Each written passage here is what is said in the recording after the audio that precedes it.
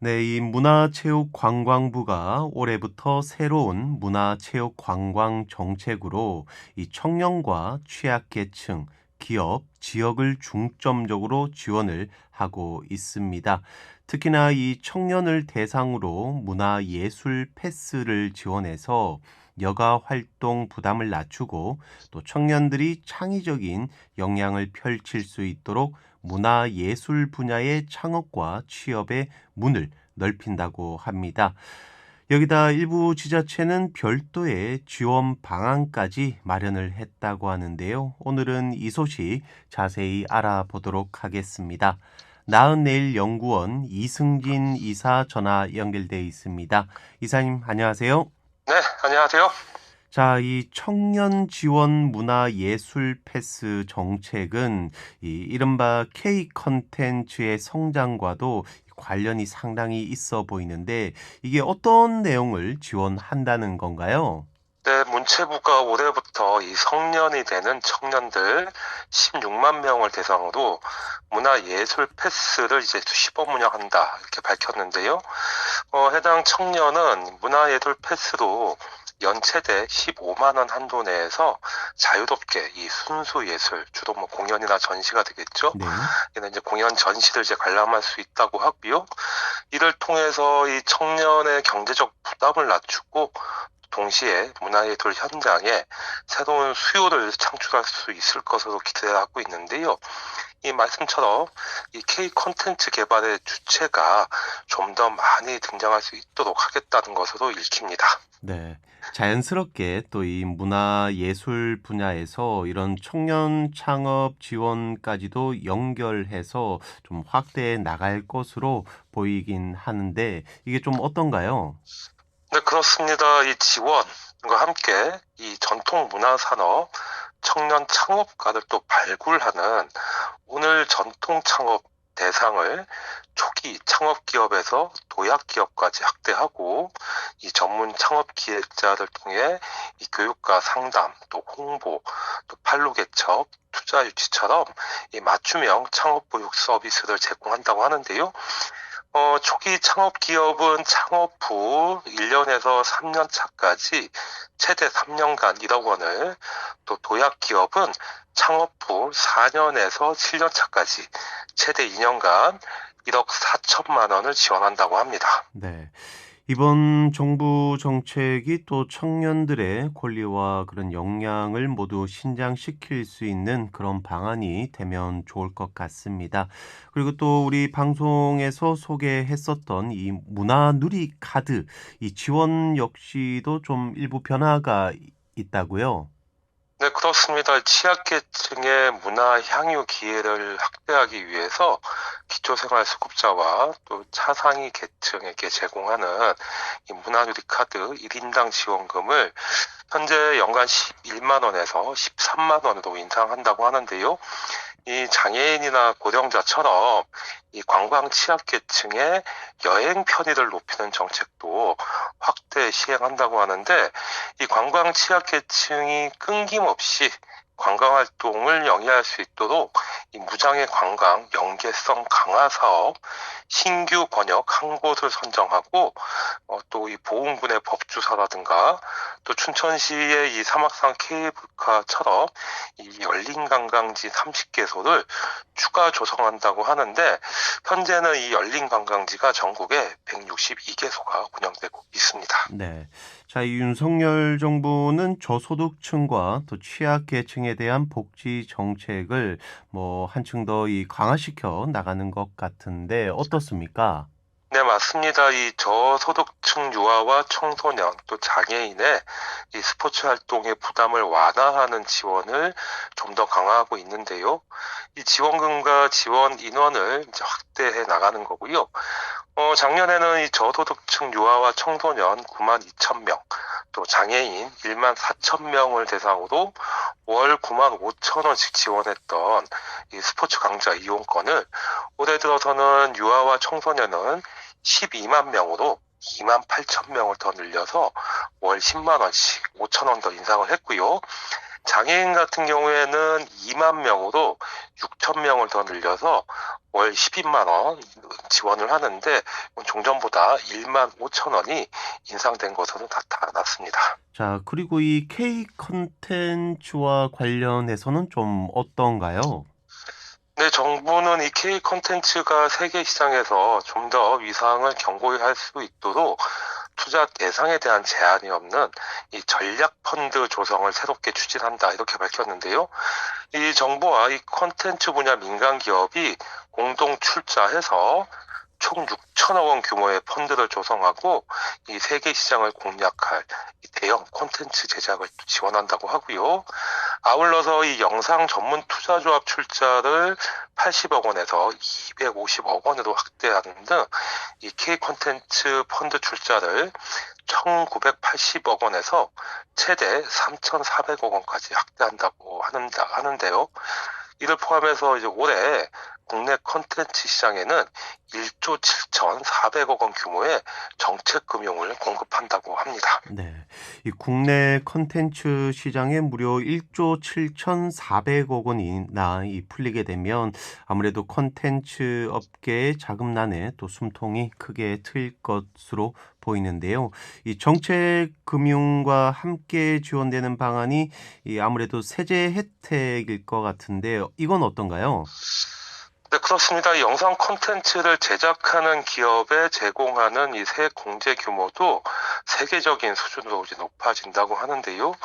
현재는 대기업이 3%, 또 중견기업이 7%, 또 중소기업은 이제 10% 수준에서 올해부터 최대 대기업은 15%, 중견기업은 20%, 또 중소기업은 30% 수준으로 상향 적용한다고 합니다. 이는 이제 미국과 프랑스처럼 여타 선진국이 20%에서 25% 수준인데, 이와 유사한 수준으로 향후 이 세계 시장에서 경쟁하는 우리 컨텐츠 산업에 활력을 불어넣을 것으로 기대되고 있습니다. 네. 자, 이런 K 컨텐츠의 활성화만큼이나 또 중요한 과제가 바로 이 지역 관광 활성화가 아닐까 싶은데요. 이 지역 소멸 위기론이 또 높아지고 있는 만큼 이에 대한 대응 방안도 뭐 있습니까? 네, 정부가 매년 6월 한 차례 진행했던 이 여행 가는 달을 두 차례로 확대해서 이 지역으로 이제 여행하는 분들에게 각종 할인 혜택과 콘텐츠를 제공한다고 하는데요. 걷기 여행이라든가 자전거 관광처럼 이 관광과 웰빙 융합 프로그램을 제공할 수 있도록 이 자전거 관광 코스를 개발하고 또 코리아 둘레길 안내 체계를 완비한다고 합니다. 또 걷기 여행 온라인 플랫폼인 두루누비를 통해서 국 영문 안내 서비스도 제공할 계획이라고 하고요. 그리고 또 지역 주민들의 이제 문화 향유 기회도 이제 확대한다고 하는데 농어촌이라든가 혁신도시, 문화지구처럼 이 각 지역에 구석구석 문화배달 사업 61억 5천만 원을 신설해서 지역 수요나 특성을 반영한 문화예술 프로그램 기획과 또 지역 대표 브랜드 공연, 또 축제 활성화에 이제 지원한다고 하고요. 네. 문화가 있는 날이 매달 마지막 수요일인데요. 이와 연계해서도 취약 지역 등에서도 이 연중 문화예술 향유 기회를 보장할 계획이라고 밝혔습니다. 네. 자, 그리고 앞서서도 이 문화예술 패스 사업에 대해서 또 소개를 해 주셨는데요.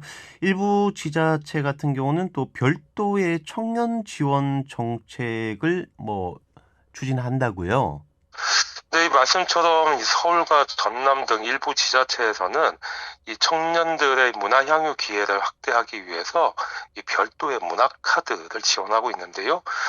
대표적으로 서울 청년 문화 패스는 20세에서 23세 청년이 신청할 수 있는 문화 카드로 문화관람비 20만 원을 지원하는 사업이고요. 요거는 이제 연극이나 뮤지컬, 무용, 클래식, 국악까지 다양한 장르의 문화를 접할 수 있는 기회를 제공하고 또 문화예술 분야의 활성화를 위해서 시작을 했는데 약 3만 명이 이제 선정됐다고 합니다. 이 서울 문화패스는 한국 청년뿐만 아니라 외국인 청년도 대상이라는 게 특징이고요.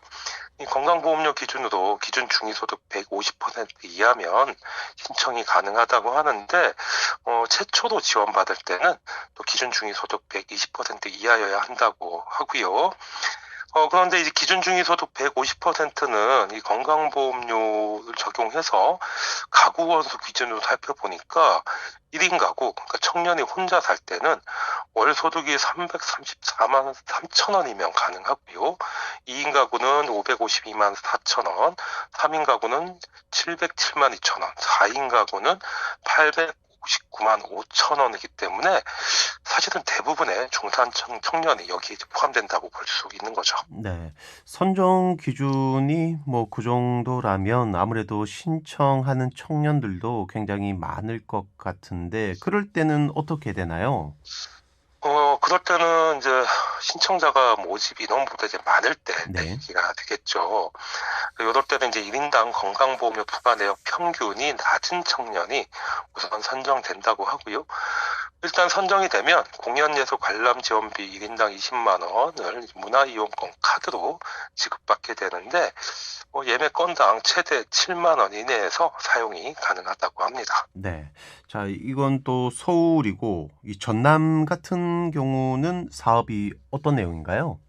전남 같은 경우에는 각 시군을 통해서 이 전남 청년 문화복지카드 지원 사업 대상자들을 모집했다고 하는데 이 사업은 2022년부터 월 20만 원을 지원해 왔고요. 올해부터는 5만 원을 올려서 25만 원으로 증액했다고 합니다. 지원 대상은 전남에 주소를 두고 2년 이상 거주한 19세에서 28세 사이 청년들인데요. 이 문화복지카드는 전남 도내에서 도서 구입이라든가 체육시설 이용, 또 학원 수강, 또 공연 관람, 숙박시설 이용처럼 이 다양한 문화 활동에 사용할 수 있다고 합니다. 네. 자, 그런데 이 저소득 취약계층 청년 같은 경우는 이 정부 지원 사업과 좀 중복되는 것 같기도 한데 이건 어떤가요? 네, 일단 이 공공기관 근무자, 공무원이라든가 교사, 공무직처럼 이 공공기관에서 근무하시는 분들이나 또 복지 혜택을 이제 이미 받고 있는 분들, 또 이 전라남도의 여성 농업인 바우처 대상자라든가 학교 밖 청소년 교육수당 대상자는 지원 대상에서 이제 제외가 되는데요. 말씀하신 이 정부의 이 문화누리 카드 지원 사업 대상자 같은 경우에는 별도 지원금 13만 원을 제외한 12만 원만 추가로 지급받을 수 있다고 합니다. 네, 그렇군요. 자, 이 전남 청년 문화 복지 카드 이용자 만족도가 제법 높을 것 같긴 한데 실제로는 좀 어떤가요? 이 전남 청년 문화복지 카드는 전남에 2년 이상 거주한 청년이 신청만 하면 소득 기준 없이 받을 수 있다는 점이 서울 청년 문화 패스와 이제 다른 점인데 또 그만큼 이제 높이 평가받는 부분이기도 하고요. 이 말씀처럼 전남 문화복지 카드에 대한 청년의 호응은 굉장히 뜨거운데요. 작년 사업 참여한 청년들에 대한 조사 결과를 보니까 90.7%가 만족한다고 응답을 했고 더 확대하길 희망하는 것으로 나타났습니다.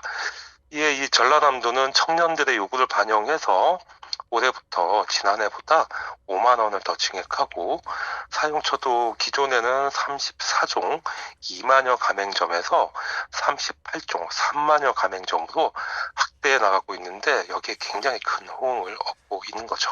네. 자, 이렇게 정부가 새로운 문화체육 관광 정책으로 이 청년과 취약계층 또 기업, 지역을 중점적으로 지원을 하고 있는데요. 특히나 서울과 전남은 이 청년들을 대상으로 별도의 지원 사업까지 진행하고 있습니다. 울산도 이에 호응을 해서 이 지역 특성과 또 요구에 맞는 그런 지원 사업들을 개발하면 좋을 것 같습니다. 자, 오늘 소식은 여기까지 하겠습니다. 지금까지 나은내일 연구원 이승진 이사였습니다. 오늘 말씀 감사합니다. 네, 고맙습니다.